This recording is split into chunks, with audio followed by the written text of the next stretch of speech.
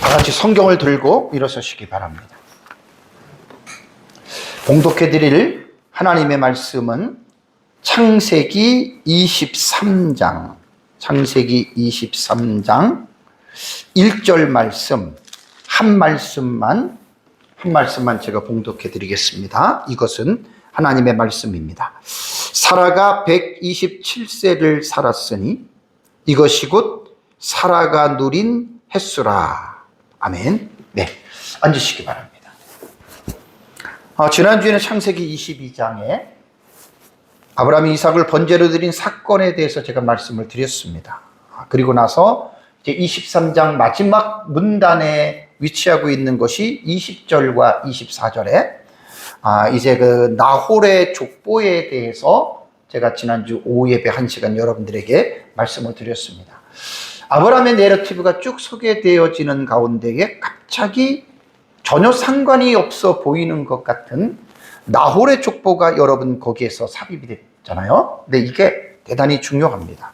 그래서 제가 지난주 오후 예배 때 여러분들에게 말씀을 드린 대로 나홀의 족보는 이제 아브라함 시대가 이제 저물어 가고 있는 그러한 시점에서 아브라함을 이어서 그 언약의 대권을 잡고 살아갈 이삭의 출현에 대한 예고편으로서 창세기 23장 20절과 24절은 하나님의 나라의 사상으로 보든 구속사 쪽으로 보든 언약 신학적인 관점으로 보든 상당히 여러분 중요한 의미를 담고 있는 내용이라고 말씀을 드렸습니다. 20절에서 24절의 내용은 별거 없어요. 어떤 사람이 와서 아브라함에게 자기 고향에 있는 소식을 전하고 갔는데 그 고향에 있는 소식이 뭐냐면 밀가가 당신의 형제 나홀에게서 자식을 낳았다. 그래서 8명의 자식이 나오고 그 8명의 자식 중에서 마지막 아들 부두엘이 리브가를 낳았다. 그러면서 이제 나홀이 첩을 통해서 또 태어나는 4명의 자식을 이야기를 하잖아요. 그 얘기가 바로 20장 20절에서 24절에 나오는 내용입니다. 이 본문에서 사실 중요한 거는 뭐냐면 나홀이 낳은 8명의 아들 중에서 부두엘이 난 리브가라고 하는 이 여인의 포커스를 사실 맞추고 있는 거예요. 리브가는 누구죠? 이삭의 부인이 될 사람이잖아요. 오늘 제 설교 제목이 아브라함가의 여주인 사라가 하나님의 나라를 들어가다. 이 말은 사라가 죽었다는 얘기예요. 사라가 죽고 나서 그 다음에 아브라함가의 여주인이 사라가 죽었으니까 여주인도 다음 세대의 여주인이 등장을 해야 되잖아요. 그 여주인이 바로 리브가입니다. 그래서 창세기 23장의 20절과 24절에 나홀의 족보는 이러한 측면에서 상당한 의미를 담고 있는 다음 세대를 이제 예고하고 있는 내용이라고 하는 것을 제가 지난주에 말씀을 드렸습니다. 오늘 제가 창세기 23장 1절 한 말씀만 여러분들에게 제가 봉독을 했고 오늘 설교는 사실 1절에 나오는 사라에 대한 이야기만 합니다. 어떻게 보면 제가 항상 설교를 할 때 새로운 장에 들어가면 그 장에 대한 윤곽을 제가 여러분들에게 말씀을 드리죠. 이제 구문론에 대한 윤곽을 말씀을 드리고 이제 창세기 23장은 이러이러한 내용입니다 얘기를 하는데 오늘은 제가 일부러 그런 내용을 전혀 말씀을 드리지 않습니다. 왜 그러냐면 아브라함의 부인 사라가 127세를 일기로 이 세상을 떠나서 죽었습니다. 그러면서 그동안 창세기 12장부터 지금까지 설교하면서 사라에 대한 기사들이 있잖아요. 그 기록들이 우리가 함께 나누었던 좀 그 부분을 총정리를 하는 차원에서 그리고 이제 이 사라에 대한 내용이 신약 성경의 히브리서 저자와 사도 베드로가 사라에 대한 부분을 한 구절씩 언급을 합니다. 그래서 이번 시간에는 제가 1절 한 말씀을 가지고 이제 사라에 대한 그 삶을 총정리하는 그러한 시간으로서 여러분들에게 이 시간 좀 설교를 하려고 합니다. 그러니까 조금 개론적인 내용이 없어서 조금 아쉽지만 그래서 다음 시간부터 또 이제 그런 부분들을 이야기를 하니까 함께 또 은혜를 나누었으면 좋겠습니다. 오늘 23장 1절에 보면은 사라가 127세를 살았다라고 하는 말이 나옵니다. 그러면 이제 사라가 어떻게 가나안 땅을 들어오게 됐는지는 우리가 창세기 11장을 보면 알잖아요. 아브라함과 함께 하란 지역에 있을 때 하나님께서 나타나셔서 이제 아브라함에게 가나안 땅으로 가라라고 하나님 명령하시죠. 그때 사라도 같이 남편을 따라서 들어왔습니다. 가나안에 들어왔을 때에 아브라함의 나이는 75세였습니다. 사라는 10살 어리니까 65세였고요. 그리고 25년이 지난 아브라함 100세 때에 아주 놀라운 사건이 나타나죠. 그것이 22장에서 말한 아브라함이 100세, 사라가 90세에 기적적인 아들인 이삭을 낳습니다. 자, 이삭을 낳고 나서 약 25년 정도의 시간이 흐른 다음에 지난주 설교했던 내용이죠. 어떤 큰 사건이 나오죠. 이 사건은 아브라함의 신앙의 하이라이트라고 말할 수 있는 아브라함의 신앙의 최절정에 관한 사건이라 그랬죠. 그것이 뭐냐면 이삭을 모리아 산으로 데리고 가서 하나님이 내게 번제로 바치라라고 하는 그 사건이 나옵니다. 그래서 이때의 그 이삭의 나이를 정확하게는 우리가 말할 수 없지만 약 25세 전후로 이제 우리가 이삭의 나이를 우리가 추론할 수 있습니다. 그래서 이삭의 나이를 25세로 우리가 추정을 한다면 아브라함은 당연히 125세가 되고 사라는 115세가 될 것입니다. 제가 이제 추정치를 말씀을 드린 거예요.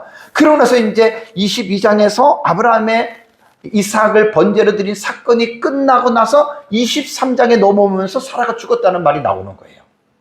그러면 아브라함이 이삭을 번제로 드린 사건과 사라가 죽는 이 사이를 딱 계산해 보면 그 사건이 이루어지고 난 다음에 사라는 약 12년 정도의 인생을 살았다라고 볼 수가 있습니다.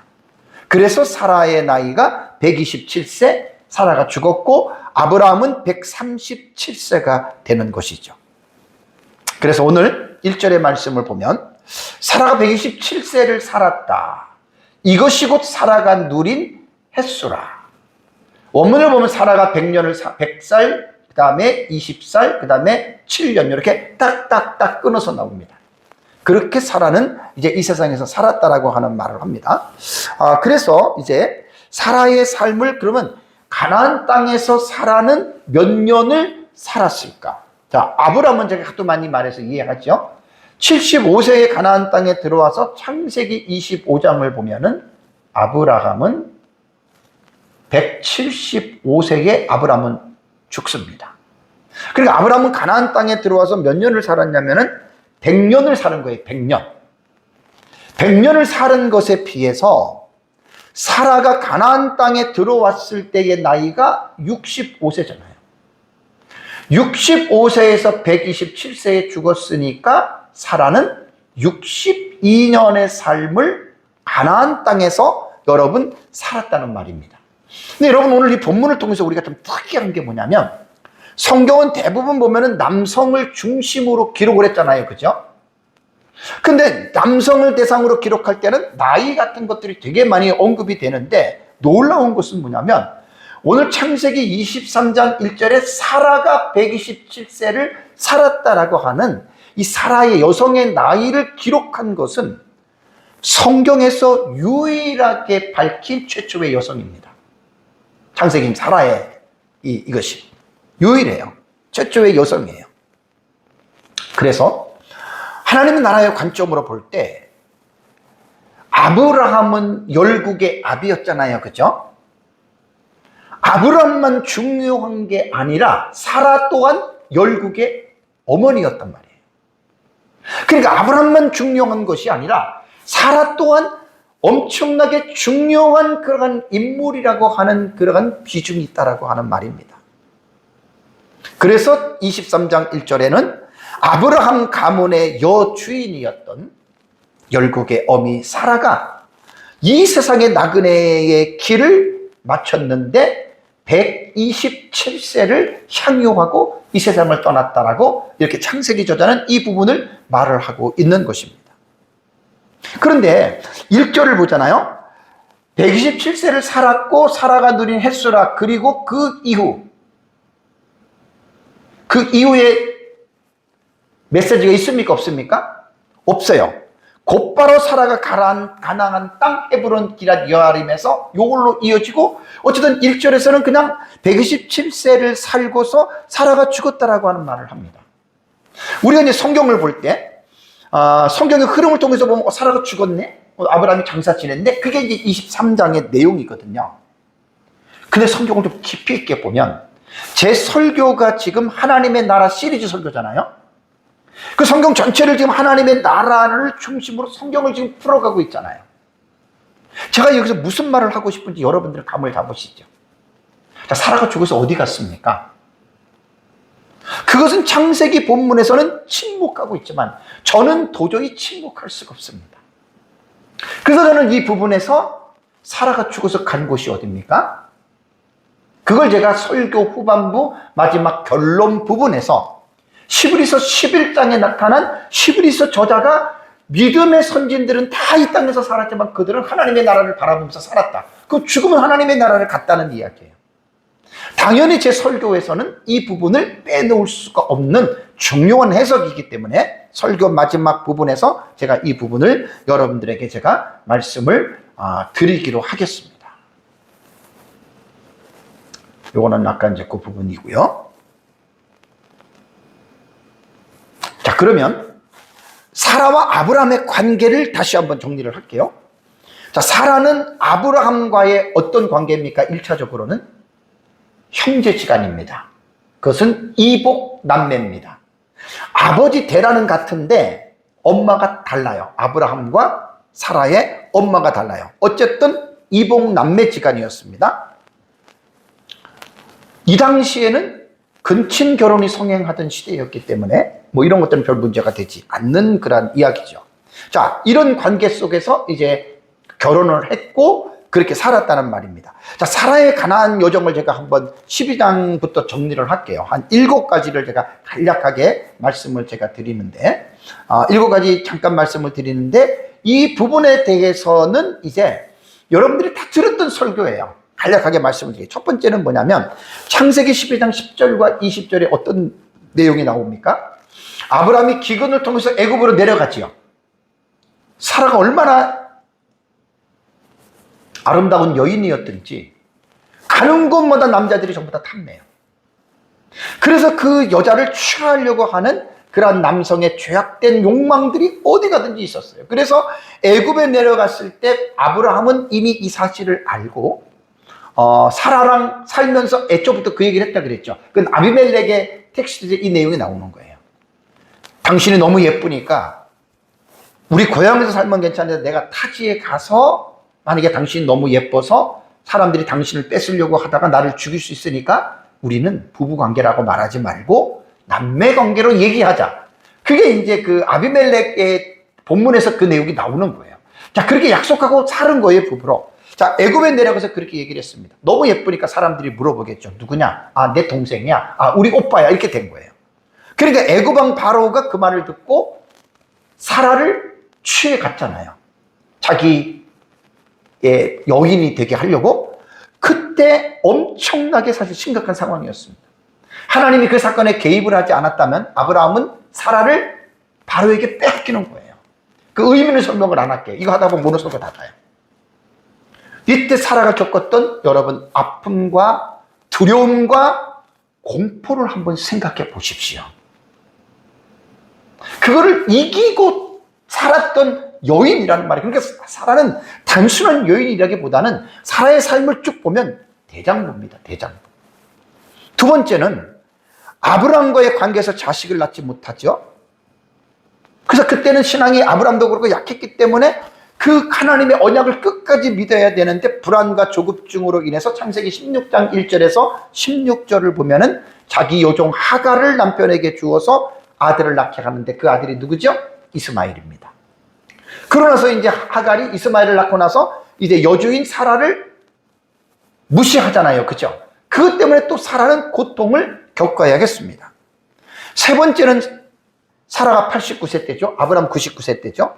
이때 나타나서 하나님이 아브라함에게 내년 이맘때에 사라가 아들을 낳을 것이다 라고 하는 그 음성을 듣고 사라가 웃었어요, 속으로. 그리고 그 사실을 받아들이지 못해요. 이게 창세기 18장 10절과 15절의 본문에 나옵니다. 이제 이 본문은 뒤에 제가 히브리서 저자가 이 상황을 해석해주는 텍스트를 이제 후반부에 여러분들이 들으면 창세기에서 언급하지 아니했던 내용을 우리는 좀 더 깊이 있게 볼 수가 있습니다. 다음에 이제 네 번째는 창세기 20장에 아브라함이 블레셋 지방의 그랄 지방에 머물 때에도 마찬가지로 사라를 부인이라고 얘기를 안 했어요. 이때 사라의 나이가 89세입니다. 그런데도 남자들이 탐낼 정도로 이 사라가 대단한 미인이었다는 거예요. 이때 또 붙들려 가잖아요. 하나님께서 그 밤에 간섭하셔가지고 아비멜렉에게 너 죽인다고 그러니까 아비멜렉이 이제 이때잖아요. 다음에 다섯 번째는 사라가 90세에 정말로 인간적으로는 100% 불가능한 이삭을 낳잖아요. 아마 사라의 생에 있어서 가장 말로 형용할 수 없는 기쁨은 아마 이 순간이었다라고 저는 생각을 합니다. 그러고 나서 이제 이삭을 낳고 나서 이삭이 젖을 뗄 때 큰 잔치를 베풀고 그때 이제 이스마엘이 이삭을 조롱하는 모습을 보고 내쫓으라고 이야기를 하잖아요. 이것도 인간적인 면에서 보면 안 돼요. 하나님의 언약의 관점으로 이 사건을 해석해야 된다고 여러분들에게 말씀을 드리고, 그러고 나서 이제 요 전 문맥에 있었던 22장에서 아브라함이 이삭을 번제로 드리는 사건에서는 사라가 등장하지 않습니다. 그래서 우리는 사라가 아브라함이 이삭을 번제로 드리러 갈 때 사라와 의논했는지 안 했는지 우리는 알 수 없다 그랬죠. 그죠? 우리는 이해할 수가 없어요. 어쨌든 그렇게 돼서 성경에서 지금 창세기 12장부터 사라에 대한 사건을 지금 7가지의 그 내용으로 여러분 이렇게 제가 정리해서 말씀을 드렸습니다. 자, 그러면 창세기 22장을 우리가 문맥적으로 보잖아요. 아까 말씀드린 대로 이삭을 번제로 드린 시점을 이삭의 나이 25세로 보면 아브라함은 125세이고 사라는 115세가 되고 12년 후인 127세에 사라가 세상을 떠났다. 여기서 우리가 생각할 것은요, 사람마다입니다. 저도 그렇고 여러분도 그렇고 어린 아이든 청년이든 누구든 간에 우리는 이 본문 앞에서 엄숙하게 우리가 깨달아야 될 사실은 뭐냐면 나도입니다. 나도 언제인지는 모르지만 사라와 같이 몇 살 때까지 살지는 모르지만 나도 세상을 떠나야 할 존재라고 하는 사실을 여러분들 분명하게 인식하면서 살아가시기 바랍니다. 자, 그러면 이제 신약 성경에 나타난 사라는 어떠한 여인이었는가? 제가 지금 아브라함에 대한 이 내러티브를 쭉 다루면서 그때마다 그 사건이라든가 어떤 부분들이 신약 성경에 기록된 내용들을 같이 제가 연결해서 설교를 하죠. 이건 대단히 중요합니다. 그때 제가 말씀을 드릴 때 뭐라고 말씀을 드렸죠? 구약 성경에서는 자세하게 내용을 알 수가 없어요. 뭐 아브라함이든지 사라든지 구약 성경에서는 그들이 가지고 있는 그들의 내면 속에 있는 그 의미를 우리는 읽어내지 못하는데, 놀랍게도 하나님은 신약 성경의 저자들을 통해서 그 내면에 있는 부분들을 끄집어내서 하나님이 해석을 해준다는 이야기예요. 그래서 신약 성경을 보면 우리가 구약 성경에서 미처 깨닫지 못한 주옥 같은 사실들을 하나님은 신약의 저자들을 통해서 그 사실을 우리에게 해석해 주고 있다라고 하는 사실이, 우리는 구약에 나타난 내용들을 신약 성경의 저자들이 의미한 것을 서로 연결해서 여러분 우리는 본문을 우리는 더 깊이 깨닫게 됩니다. 신약 성경에는 딱 2가지에만 나타납니다. 히브리서 저자와 베드로의 저작 속에서 이제 사라에 대한 요 부분을 언급을 했거든요. 그러면 첫 번째 제가 히브리서 저자의 증언을 가지고 좀 여러분들에게 말씀을 드리겠습니다. 왜냐하면 이 내용은 너무나 중요합니다. 왜 그러냐면 제가 구약 성경에는 사건이 기록되어져 있지만 그 사건의 의미가 나타나지 않는 것을, 물론 설교자나 성도들이 묵상을 통해서 하나님의 성령의 감동으로 그것을 우리가 깨달을 수는 있어요. 근데 여러분, 이거는 주관적이기 때문에 아무리 내가 깊이 있는 것을 깨달았다 하더라도 잘못 깨달을 가능성이 있다라고 우리는 생각을 해야 됩니다. 그런데 신약 성경에 구약 성경에 나타난 그 사건의 모티프를 가지고 신약 성경에 해석을 했다면 그거는 100%입니다. 그건 100%입니다. 그래서 성경은 성경의 해석을 하고 구약 성경의 완성은 신약 성경이 있으므로 구약 성경이 완성이 되는 거예요. 이런 면에서 구약 성경만 보고 있는 유대교는 너무나 우리가 볼 때는 안타깝죠. 완성되지 않는, 구약만 보게 되면 미완성적인 하나님의 말씀만 보게 된다라고 하는 말입니다.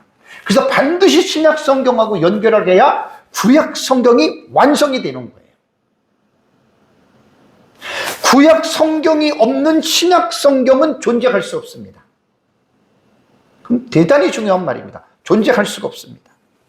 그래서 히브리서 11장 11절을 보면 히브리서 저자는 놀라운 사실 하나를 우리에게 소개를 합니다. 자, 보십시오. 믿음으로 사라 자신도 나이가 많아 단산하였으나, 믿음이라고 하는 히브리서 11장은 믿음을 강조하는 장이에요. 히브리서 11장은. 그러니까 문장에서도 앞에 위치하는 단어가 뭐냐면 피스테요. 믿음입니다. 믿음을 강조하는 거예요. 근데 중요한 거냐면 나이가 많아 단산하였으나 말은 뭡니까? 사라가 생리가 끊어져서 아기를 못 낳잖아요. 그냥 끝난 거예요. 잉태할 수 있는 힘을 어떻게 얻었다라고 얘기를 하잖아요. 분명히 창세기 본문에서는 이 내용이 나옵니까? 안 나옵니까? 안 나와요. 아까 제가 말씀드린 대로 창세기 본문에서는 어떤 내용입니까? 아브람 99세 때에 내년 이맘때 사라가 아들을 낳을 것이다. 아멘 했나요? 아브람도 그랬고 사라도 웃고 아이 무슨 말씀을 이렇게 했잖아요. 그러니까 우리는 창세기에서는 제한된 그 텍스트밖에 우리는 이해를 할 수가 없어요. 근데 히브리서 저자는 성령의 감동을 통해서 뭘 말하냐면 잉태할 수 있는 힘을 얻었다, 이걸 강조하는 거예요.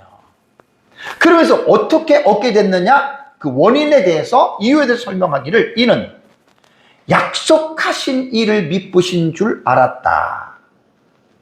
믿음이 있었다는 얘기입니다. 그래서 히브리서 11장이 사실 대단히 중요한 어떤 정보를 우리에게 지금 소스를 주고 있는 거예요.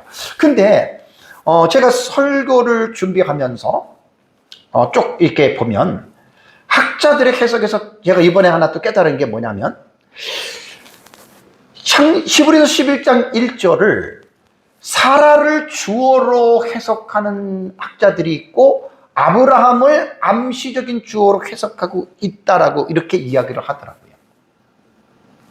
우리말 성경은 당연히 사라가 주어가 됩니다. 사라가 주어가 됩니다. 근데 이게 왜 이 본문을 제가 쭉 보면서 상당히 이게 지금 까다로운 게 뭐냐면, 우리 사실 목회자들도 사번학이나 이런 거 공부 안 하면 잘 모르잖아요. 성도들은 더더욱 말할 필요도 없고. 간단하게만 제가 말씀을 드릴게요. 이 사본에 따라서 지금, 왜냐하면 기독교가 예를 들자면은 킹 제임스 버전만 강조하는 한 가지 사본만 보는 사람들에게는 별 문제가 없어요. 하나만 보니까. 근데 지금 정통적인 전 세계의 기독교는 사본을 하나만 보는 게 아닙니다. 수백, 수천 개의 사본들을 다 봅니다. 그러니까 킹 제임스 성경만 유일하다고 말하는 한 사본만 보는 사람들은 반드시 문제가 있습니다. 그 사람들 반드시 문제가 있는 사람들이에요. 시야가 넓지도 못해요. 그런데 지금 기독교 역사가 흘러오면서 사본이라고 하는 것들이 수백, 수천 가지의 사본들을 학자들이 다 연구를 해서 성경을 번역할 때 하나만 보지 아니하고 중요한 오래된 고대 사본들, 오래된 사본들과 그 다음에 또 이제 시간이 지난 다음에 그 모든 사본들을 이렇게 묶어 가지고서 성경을 번역을 했다라는 거예요.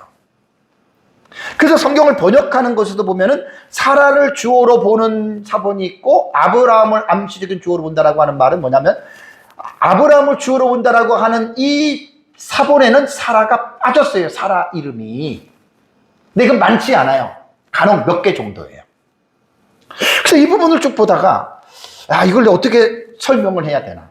물론 제 설교는 성도들도 들어도 되지만 사실 성도들을 들으라고 하는 설교는 사실 아닙니다. 좀 성경의 지식이 많아서 따라오면 좋겠지만 저는 목회자들의 사역을 제가 하기 때문에 목회자들 대상의 이 사역이기 때문에 설교도 제가 그렇게 하고, 그리고 원고가 다 돼 있기 때문에 다 책으로 낼 생각을 가지고 제가 지금 설교를 하고 있는 거예요.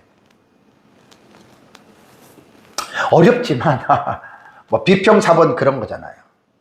이건 제가 말씀을 안 드릴게요. 그러니까 비평사본이라고 하는 말은 뭐냐면 한 가지 사본만 보는 게 아니라 수십 수백 개의 사본 간의 차이를 비교하는 거예요. 이게 놀라운 게 뭔지 아세요? 우리가 지금 보고 있는 성경들은 하나의 사본만을 보고 번역한 게 아니에요. 여러 수백 수천 개의 사본들을 비교하면서 학자들이 이렇게 했어요. 하다가 보니까 결국은 이 비평사본은요, 원본은 지금 사라졌잖아요. 그죠? 거의 원본에 가까울 정도로 하나님의 학자들을 통해서 복원을 해놓은 겁니다. 이걸 비평사본이라 그래요. 그래서 이제 비평사본에는 뭐 NA28, UBS5 이런 것들이 있는데, NA는 이건 기본적으로 들으시면 돼요. 네슬 알란드라고, 이 사람은 네슬이라고 하는 학자와 알란드 학자가 독일 학자들입니다. 이러한 학자들이 최초로 이들이 이제 하나의 사본만 번역한 게 아니라 여러 개의 그 다수 사본들 여러 개, 이게 이제 다수 사본이 아니라 여러 개의 사본이에요. 다수 사본. 그래서 이제 거기서 이제 비평하면서 분석하면서 했는데 지금 이것이 28pan까지 나온 거예요. 여러분들이 이거 몰라도 돼요. 그러나 이제 설교자들과 학자들과 설교자들은 설교를 할 때 이런 것들을 보는 거예요. 저도 이런 거 볼 실력은 없지만 이제는 이런 것을 볼 수 있는 제 길을 열어놨어요. 그래서 제가 이제 공부를 하면서 하는 거예요. 이게 이제 비평사본이라고 하는 거예요. UBS라고 하는 것은 성서공회연합에서 만든 것인데요. 이것도 국제표준신약 비평본입니다. 그러니까 꼭 기억해야 될 게, 킹 제임스 성경만 유일하게 강조하는 사람들 있잖아요. 이게 위험한 거예요. 그리고 킹 제임스 성경만 변개되지 아니한 성경이고 나머지는 다 변개됐다. 그 사람들 하는 말이 얼마나 위험한 말인 줄 아세요? 그래서 이단 소리를 듣는 거예요.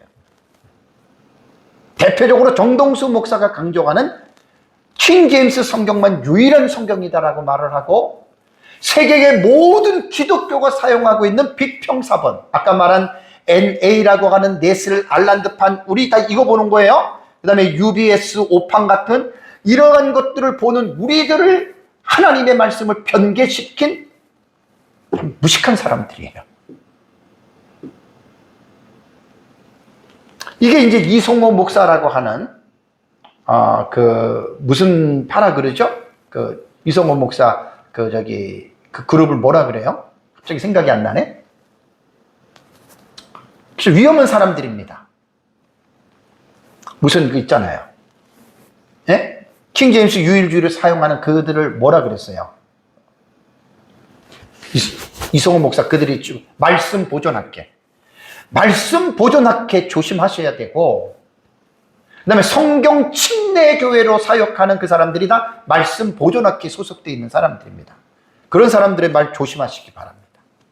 그러니까 성도들이 막 무조건 요즘은 유튜브가 그냥 열려 있어가지고 이단이고 사입이고 누구든지 다 내놓으니까 무조건 듣는데 조심해서 들으셔야 됩니다. 성경 침례회를 사용하는 그 유튜브에 나오는 목사님들하고 다 그 사람들은 말씀 보존학회, 이런 사람들 거는 위험합니다. 그렇게 보면. 그래서 이제 결국은 비평사본이 하나님의 말씀을 번역하고 변개한 게 아니에요. 오히려 더 아까 말씀드린 대로 객관적으로 모든 지식들을 모아서 비평해서 어느 것이 정말 올바르게 됐냐, 그거를 사실을 밝히는 건데 28판까지 나와야 되는 거예요. 그래서 이거는 별로 여러분들은 모르셔도 되고, 그래서 이제 중요한 거는 뭐냐면 아까 말씀드린 대로 사라가 빠진 사본이 있어요. 사라가 빠진 사본에서는 뭐라고 얘기를 할 것 같아요? 그 사본을 중요시한다면 사라의 믿음이 아니라 누구의 믿음? 아브라함의 믿음이라고 히브리서 11장 11절을 그들은 주장한다는 얘기예요. 그러나 지금 대한민국도 그렇고 거의 많은 사람들이 사용하는 거는 사라가 들어있는, 우리가 보고 있는 이 사라에 있는 본문을 봅니다. 그래서 히브리서 11장 11절은 뭐냐면 사라를 주어로 보고, 그리고 나서 우리는 사라의 믿음을 히브리서 저자가 우리는 보았다라고 말을 하는 거예요. 사라의 그 히브리서의 주장에 대해서 제가 히브리서 저자가 말하는 주장에 대해서 여러분들에게 다시 강조를 드린 건 뭐냐면 아까 말씀드린 이 부분이에요. 자, 나이가 많아 단산했다. 포기한 거잖아요. 그러니까 창세기를 볼 때는 이렇게밖에 우리는 읽을 수밖에 없지만 히브리서 저자는 끝난 게 아니고 잉태할 수 있는 힘을 얻었다 그랬잖아요. 이거를 지금 히브리서 저자가 창세기의 본문에는 나타나지 아니하는 그 의미, 그 숨겨져 있는 의미라고 그러죠. 그거를 끄집어내서. 그러니까 어떻게 보면 창세기만 가지고는 사라의 믿음을 우리가 판단할 수 없어, 평가할 수 없습니다. 그래서 성경은 성경 전체를 보라 그랬잖아요. 전문맥과 후문맥. 창세기 후에 있는 쭉 넘어가서 신약시대 성경, 신약성경에서 히브리서 11장 11절을 가면은 창세기에서 말하지 아니했던 말인데 사라도 잉태할 수 있는 힘을 얻었는데 그것이 믿음이 있었구나라고 하는 것을 여러분 우리가 봐야지만이 히브리서 11장 11절의 이 의미를 가지고 창세기에 있는 사라의 믿음을 여러분 우리는 평가할 수 있다 그 말입니다. 그래서 다시 말씀을 드리면 창세기에서 뭐 웃었다 그래가지고 사라가 전혀 믿음이 없었다? 사라가 전혀 하나님을 믿지 않았다? No, 아닙니다. 순간적으로는 그런 생각이 들었을지는 몰라도 그렇지만 불가능하지만 사라가 여러분 지금 보세요. 이때 그 사라가 지금 89세잖아요. 가나안에 들어올 때 65세에 들어왔잖아요. 그럼 24년 동안을 사라도 아브라함과 같이 하나님을 믿었어요. 24년 동안 얼마나 많은 여러분 기적을 경험했습니까? 근데 사라가 믿음이 없다. 그건 말이 안 되는 거예요. 말이 안 되는 거예요. 그래서 아까 창세기 12장부터 사라에 대한 7가지 정도의 사건들을 여러분들한테 다 설교한 내용이지만 그것들을 생각해 본다면 전혀 사라가 믿음이 없었다? 말도 안 된다? 그거는 우리 생각일 뿐이라는 말입니다. 그래서 히브리서 11장 11절의 말씀을 함께 합하면 뭐냐면 사라가 그 창세기에 그 나타날 때에 18장 19장에는 웃었다는 표현이 나오지만 그거는 그 순간적인 뿐이고 사라도 생각을 해보니까 하나님의 어떤 살아계심과 하나님을 바라보면서 사라도 결국은 믿음으로써 사라도 잉태할 수 있는 능력을 받아서 사라도 하나님의 능력으로 이삭을 낳았다라고 여러분 이렇게 표현하는 거예요. 이제 이해가 되시죠? 그래서 성경은 정말 우리가 쉬운 내용들이 아닙니다. 어려운 내용들입니다, 사실 성경은. 그래서 성경을 잘 우리가 배워야 됩니다. 여기서 제가 이제 결론 부분을 또 하나 강조를 할 게 뭐냐면, 자, 히브리서 저자는 사라 자신이 잘남과 사라가 어떤 능력이 있어서 그것 때문에 사라가 이삭을 낳았다라고 하는 말을 한 게 아니죠. 약속하신 일을 미쁘신 줄 알았다라고 말을 했잖아요. 약속하신 일을 미쁘신. 이 말이 뭐냐면 사라가 그렇게 이삭을 낳았던 여러분 그거는요. 믿음이라는 얘기예요. 그 믿음의 대상은 자신에게 말하고 있는 하나님이잖아요. 그러니까 사라의 여기서 우리는 뭘 또 봐야 되냐면 히브리서 저자의 말을 통해서 사라의 믿음의 본질은 뭐냐? 인간적인 기원이 아니에요. 인간적인 산물이 아니에요. 하나님으로부터 왔다는 거예요. 말씀하신 하나님의 신실하심을 어떻게 사라는 믿었다라고 하는 여러분 이것을 돌려야 돼요. 그래서 여러분 우리는 어떻게 우리는 이 성경을 읽고 나타난 사건에 대해서 여러분 우리는 이해를 해야 되냐면 자, 와 사라가 90세에 아들을 낳을 그 믿음이 왜냐하면 히브리서 11장으로 볼 때는 사라가 그 믿음이 있었잖아요. 그죠? 그러면 그 믿음을 가진 사라에게 우리가 공을 돌려야 되겠느냐 이 말입니다. 사라에게 공을 돌리면 안 됩니다. 어떻게 보면 인간적으로는 사라는 사실은 단산했기 때문에 끝난 거예요. 근데 사라가 이런 아이를 잉태할 수 있었다라고 하는 것은 하나님의 말씀에 대한 믿음을 통해서 여러분 이렇게 나타났다 그랬잖아요. 그죠? 그래서 이 뒤에 보면은 인원이라고 하는 이게 원인절이 원인절. 앞에 있는 내용에 대한 원인절이 약속하신 이를 미쁘신 줄 알았다라고 하는 여러분, 이 부분을 말했다는 얘기입니다.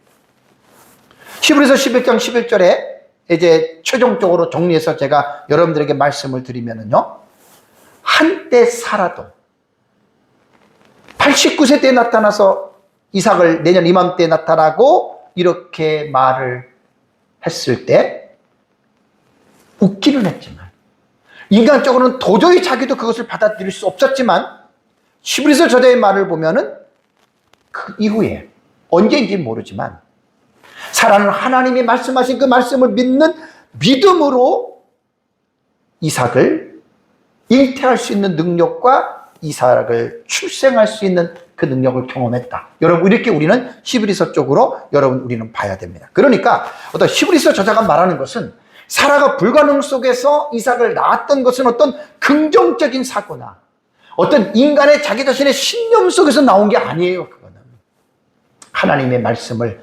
인격적으로 그 받아들였던 바로 그 믿음이라는 말입니다. 여기서 잠깐 적용을 하고 넘어간다면 우리도 마찬가지예요. 우리가 하나님을 믿는다라고 하면서 우리들의 인생의 여로 속에서 정말 어떨 때는 불가능하다고 생각하는 일들을 우리가 얼마나 많이 우리가 경험합니까? 입으로는, 마음으로는 우리가 하나님의 전지전능하심을 믿는다고 이야기하면서도 그 일이 실제적으로 내 일이고 나에게 닥치면 사실 우리도 마찬가지예요. 에이, 설마 하나님이 우리 그럴 때 얼마나 많이 있습니까, 여러분? 그럴 때 우리는 이 히브리서 저자의 이 사건을 통해서 우리는 어떻게 생각을 해야 되냐면, 우리도 마찬가지입니다. 어떠한 상황을 맞더라도 우리에게 있어서 정말 이것은 도저히 불가능한 그러한 상황이라 하더라도 우리는 하나님의 말씀, 하나님의 능력, 하나님의 말씀이라면, 또 그것이 하나님의 약속이라면 우리도 인간적으로 판단하지 말고 언약에 신실하신 하나님의 말씀을 저와 여러분들이 믿고 우리가 이렇게 살아가야 된다라고 하는 말입니다. 두 번째는요, 여러분. 두 번째는 베드로 사도의 증언입니다. 자, 베드로전서 3장 6절을 볼까요? 자, 3장 6절을 보면 사라가 아브라함을 주라 칭하였다. 그리고 순종한 것 같이라고 하는 말을 지금 베드로는 지금 이 말을 하고 있어요. 근데 여러분 보세요. 창세기의 그 내용을 보잖아요. 그러면 창세기의 내용을 여러분 12장부터 우리가 사라의 죽는 것까지 다 봤어요. 12장부터 우리가 22장까지. 그런데 거기에서 사라가 남편인 아브라함에게 대한 태도가 나왔습니까? 안 나왔습니까? 전혀 안 나왔죠. 사라가 아브라함에게 대한 전혀 안 나왔어요. 다만 하나 우리가 알 수 있는 건 뭐냐면, 이삭이 젖을 뗄 때, 큰 잔치를 배설할 때 사라가 아브라함에게 매정하게 그 여종과 자식을 내쫓으라고 하는 말을 했어요. 그 하나의 내용만 볼 때에는 사라가 참 도끼가 있고 질투가 있고, 우리는 사실 그렇게 추측할 수밖에 없거든요. 그러나 창세기 텍스트에서는 사라가 어떻게 아브라함을 대했는지에 대해서 우리는 몰라요. 그러니까 그거 하나만 볼 때에는 사라도 좀 고약한 여인이었다라고만 우리는 생각할 수밖에 없습니다. 그런데 여러분, 베드로전서 3장 6절의 사도 베드로의 말은 전혀 그러한 인식을 한 번에 여러분 딱 깨트려 버리죠. 사라는 남편 아브라함을 주라고 불렀다는 말입니다. 그리고 순종했다라고 하는 이 말 한마디로 하는 거예요. 그러니까 이 베드로 사도는 뭘 지금 강조를 하냐면, 사라가 믿음의 여주인이었잖아요. 그죠? 아브라함과의. 근데 여기서 지금 말하는 건 뭐냐면, 사라의 믿음이 삶 속에서 어떻게 그 믿음이 드러났느냐, 이거를 지금 강조하는 거예요.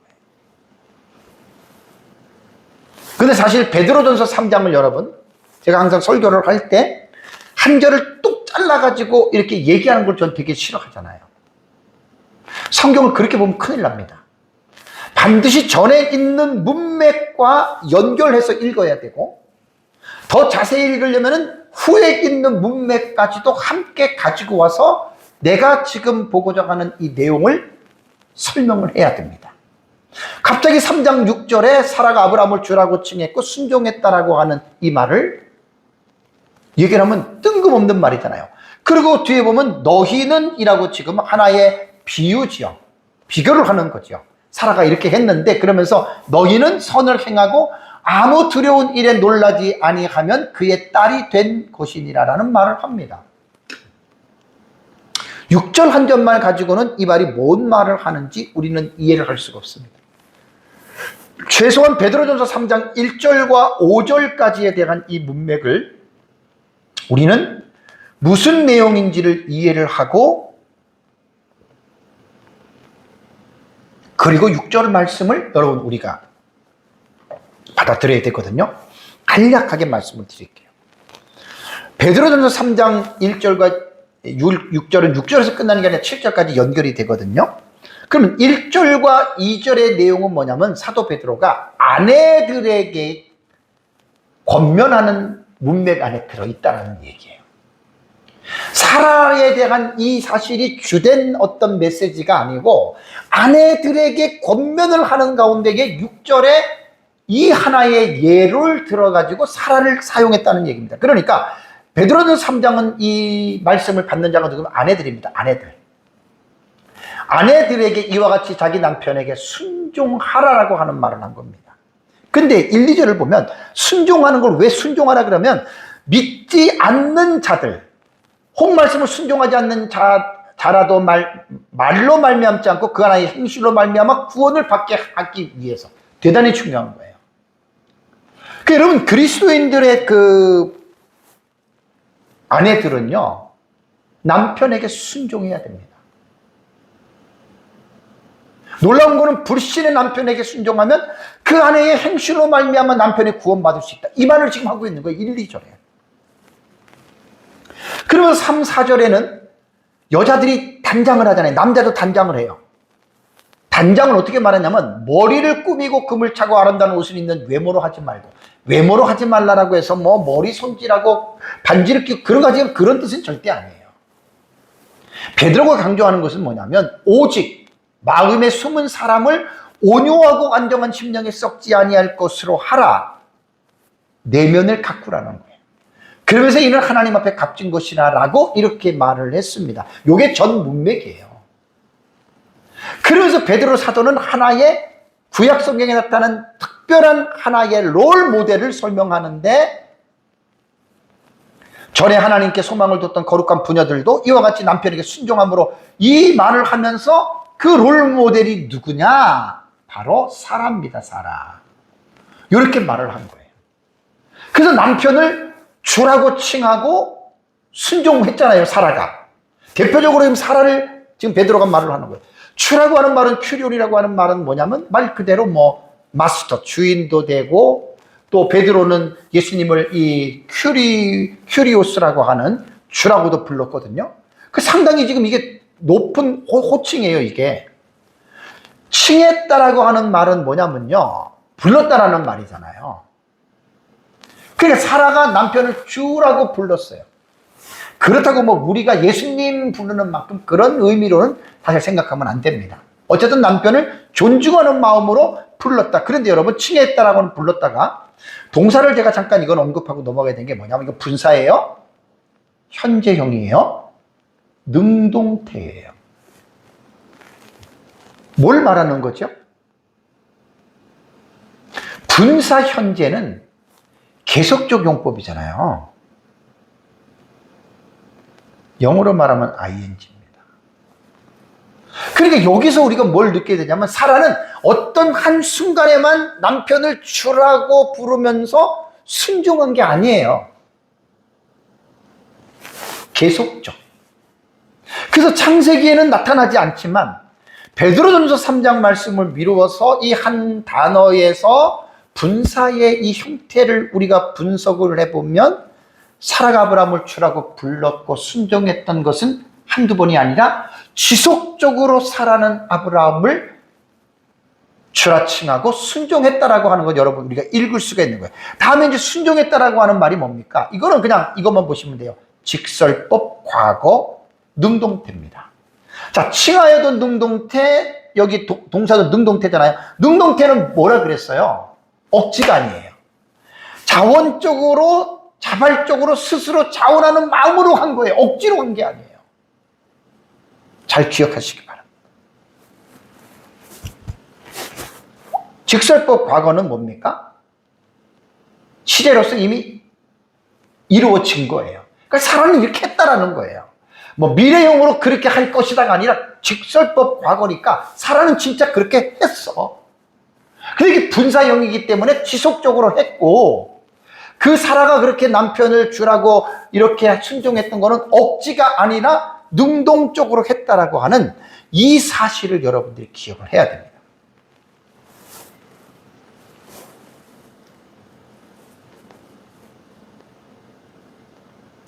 제가 얼마 전에 참 재밌는 영상을 하나 봤어요.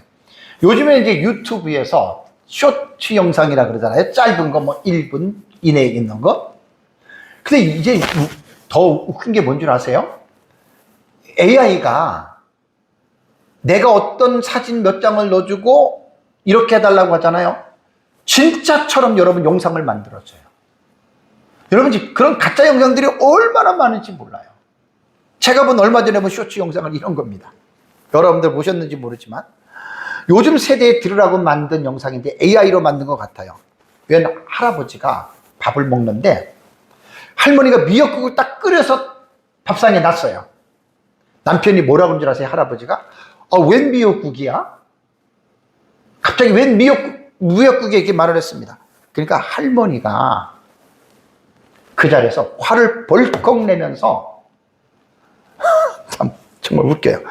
50년 동안 살면서 내 생일도 알지 못하는 당신 같은 사람하고 사는 내가 그렇다고 하면서 그 자리에서 미역국하고 밥상을 손으로 확 밀어버려가지고 쏟아버려요. 무관심하다는 거죠. 이거는 사람이 만든 거예요, 쇼츠를.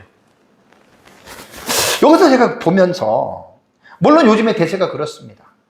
남자들이 나이 들으면 대부분 아내에게 이렇게 젊었을 때처럼 고압적인 자세로 나가잖아요. 황혼 이혼이 얼마나 많은 줄 아십니까?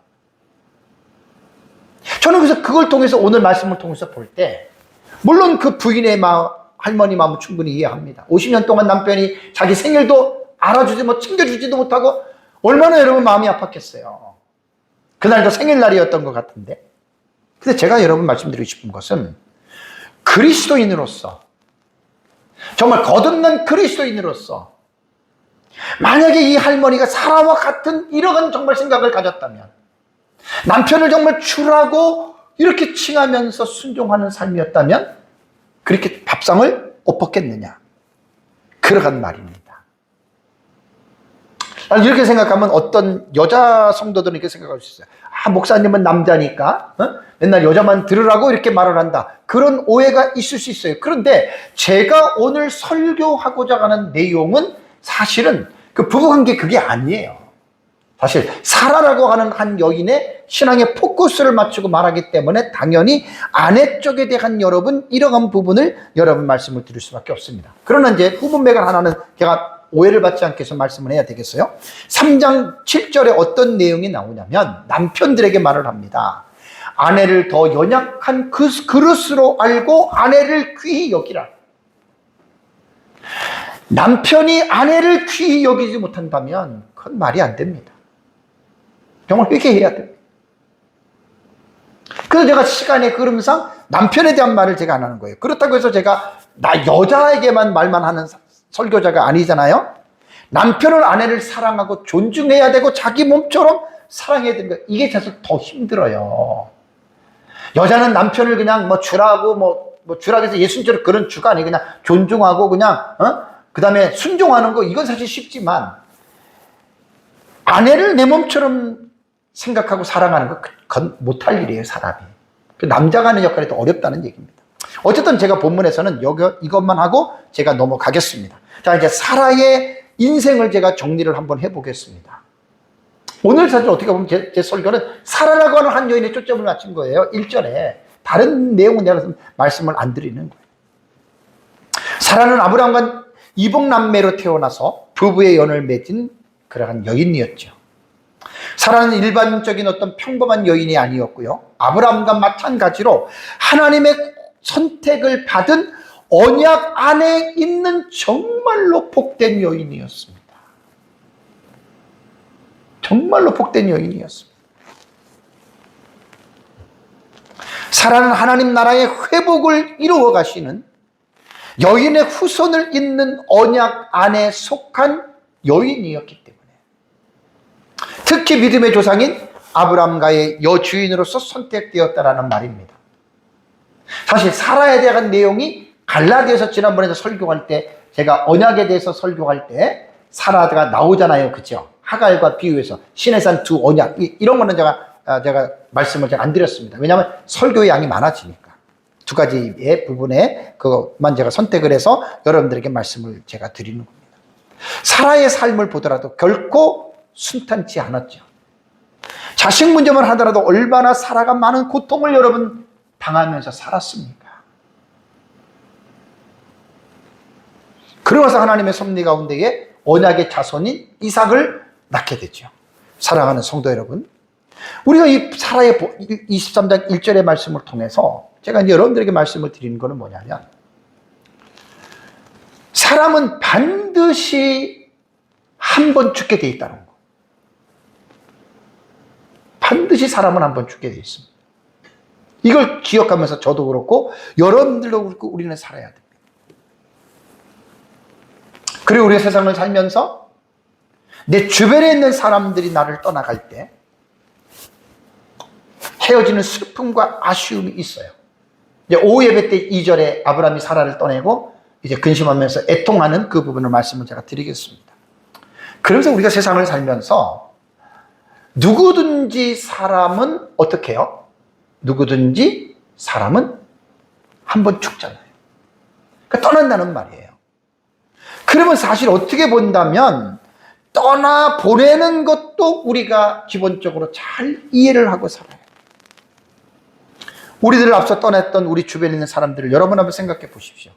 그들이 떠날 때 대체적으로 장수하신 분들에 대해서는 좀 섭섭하고 아쉬움이 있기는 하지만, 그래도 여러분 어때요? 떠났으니까 그래도 호상이라 그러잖아요.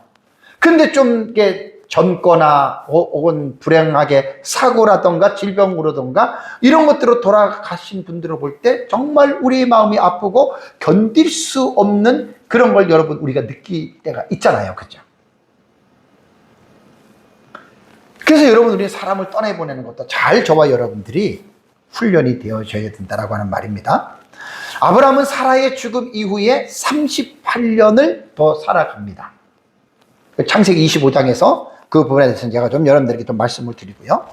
그리고 이 세상에 존재하는 우리 그리스도인들의 삶, 특히 우리 그리스도인들, 세상 사람들이야 나름대로 살아가지만 우리 그리스도인들의 삶 속에서 제가 여러분들에게 정말 부탁드리고 권면드리고 싶은 이야기는 뭐냐면, 정말 하나님 나라의 그 어떤 사상으로 볼 때, 지난주에 제가 여러분들에게 말씀드린 대로 여호와를 경외하는 삶을 여러분 우리는 살아야 합니다. 여호와를 경외하는 삶이 여러분 우리에게 얼마나 여러분 중요한지 몰라요.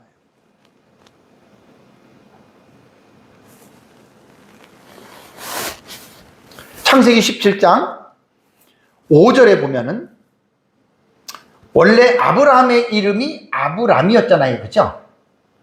근데 창세기 17장에 가보면 하나님이 이름을 바꿔줘요. 아브라함이라고 너 이름을 불러라. 아브람 99세 때 나타난 거예요. 그래서 아브람은 전액 이름은 그냥 고귀한 아버지, 아버지는 높임 받는다는 뜻인데, 아브라함은 많은 무리의 아버지. 차원이 다르잖아요. 사라도 마찬가지입니다. 원래 이름은 사레였습니다. 하나님이 사레라 하지 말고 사라라 하라라고 사레의 이름을 사라로 하나님이 바꿔준 거예요. 사레는 뭐냐면 왕비라고 하는 뜻이고 지배자라는 뜻인데, 사라는 여러 민족의 어머니입니다. 그래서 우리 사실 믿음의 조상이라고 말을 하죠. 아브라함은. 정말로 여러분 이건 중요한 거예요. 아브라함은 모든 민족의 아버지, 사라는 모든 민족의 어머니. 어떻게 보면 우리는 육신적으로는 아브라함과 사라와는 상관이 없지만 영적으로는 우리의 아버지 어머니가 사라와 아브라함입니다. 꼭 기억하시기 바랍니다. 영적으로 볼 때. 그래서 아브라함을 믿음의 조상이라고 여러분 이야기를 하고, 사라는 믿음의 조상인 어머니의 역할에 차지하기 있기 때문에 너무나 여러분 이것은 중요한 거예요.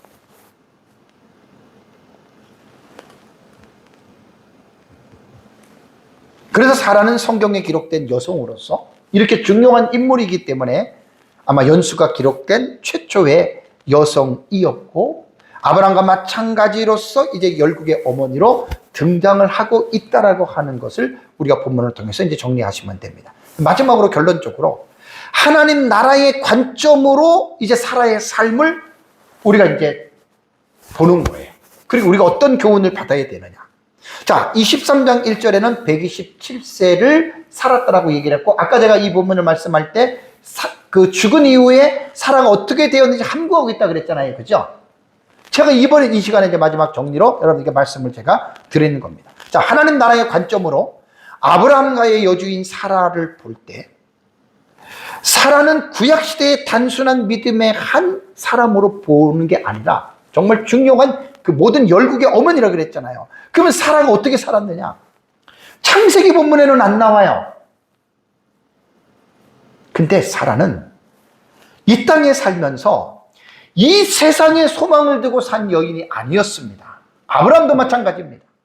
어디에 소망을 두고 살았냐면 하나님의 나라인 천국을 바라보면서 아브라함도 사라도 이삭도 야곱도 그렇게 살았다라고 하는 것, 여러분 우리가 믿어야 됩니다. 자, 성경을 모르는 사람들은 이렇게 생각하죠. 어디 창세기에 그런 내용이 나오냐? 이 성경을 모르는 사람들이 하는 얘기예요.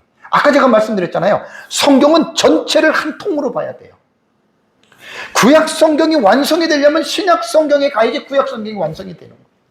제가 지금 이 말이 어디에서 근거로 말씀을 드렸냐면 히브리서 11장 16절을 보십시오. 그들이라고 하는 말 속에는 믿음의 선지자들입니다. 아브라함도 들어갔고 앞에 사라도 들어갔고 믿음의 선지자들이 다 포함이 된 거예요. 그들이 이제는 더 나은 본향을 사모한다 그랬죠. 어디에 있는 본향이죠? 하늘에 있는 본향입니다. 하늘에. 여러분 놀랄 일 아니에요? 믿음의 선진들이 세상에 살았어요. 근데 세상에 살면서 더 나은 본향은, 아브라함은 메소포타미아인데 자기 본향보다 더 나은 본향이 있는데 그 본향이 어디에 있느냐? 하늘에 있는 것이다. 이걸 히브리서 저자가 강조하고 있는 거예요. 사라의 고향도 메소포타미아예요. 근데 사라는 세상을 살면서 창세기에는 안 나오지만 사라는 더 자기보다 나은 본향인 하늘에 있는 본향인데, 하늘에 있는 본향이 어디예요? 한 성이에요. 이것이 계시록 21장 22장 5절까지 가면은 새 예루살렘 성을 말하는 거예요. 우리가 예수 믿고 죽으면 천국 간다 그러죠. 그 천국이 어디냐? 계시록 21장 22장에 나타나는 새 예루살렘 성인데, 오해를 하면 안 될 게, 지금 예수 믿고 죽은 사람들이 가는 천국은 새 예루살렘 성이 아니에요. 영혼만 들어가는 곳이기 때문에 천국은 들어간 거예요. 그러면 천국이 새 예루살렘 성만 천국이냐? 아니지요, 상식적으로도. 새 예루살렘 성은 마지막 날에 죽은 자들이 부활하고 살아있는 사람들이 변화해서 들어가서 변화체, 영생체로서 들어가는 천국이, 그게 새 예루살렘 성이라는 말이에요. 그래서 저와 여러분들은, 우리 그리스도인들은 지금 두 발은 이 땅을 딛고 여러분 우리는 이 세상을 살아가지만, 구약시대의 믿음의 선진들이 바라보았던 것은 이 세상이 아니었다라는 말이에요.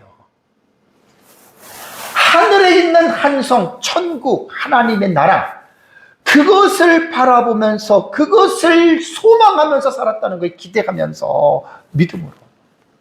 그래서 제가 하나님의 나라의 관점으로 사라의 관점을 볼 때 1절에서 함구하고 있는 이것이 뭐냐면, 사라 또한 세상을 살면서 하나님의 나라인 천국을 바라보면서 살다가 사라는 죽어서 어디를 갔어요? 천국을 갔는데 새 예루살렘 성은 아니에요. 왜? 영혼만. 우리가 지금 죽으면 새 예루살렘 성 들어가는 게 아니라 천국을 들어가는 거예요. 천국이 얼마나 광활합니까? 마지막 제가 지난주에 말씀드린 것에 높아지면서 말씀을 드리면 천국은 죽어서만 가는 나라가 아니죠. 하나님의 나라는 너희 안에 있고 귀신을 쫓아내는 것이면 이미 너에게 하나님 나라가 임했다. 예수님 공생의 사역에 하나님의 나라가 여러분 임한 겁니다. 그래서 우리가 오늘 아브라함과의 여주인 사라가 하나님의 나라를 들어갔다라고 하는 이 말은 제가 1절만 가지고 이제 사라의 삶을 총정리를 한 거예요. 그래서 우리 마지막으로 우리가 교훈을 얻을 교훈점이 뭐냐면 우리도 죽는다는 거예요. 저도 여러분도 언제 죽을지 모르지만 죽어요. 그러면서 우리는 성경에 나타나지 않지만 우리는 하늘에 있는 성인 하나님의 나라인 천국을 바라보면서 저와 여러분들이 이 땅에서 살아가시기를 주님의 이름으로 축복합니다. 다 같이 함께 기도하겠습니다. 오늘 말씀을 생각하면서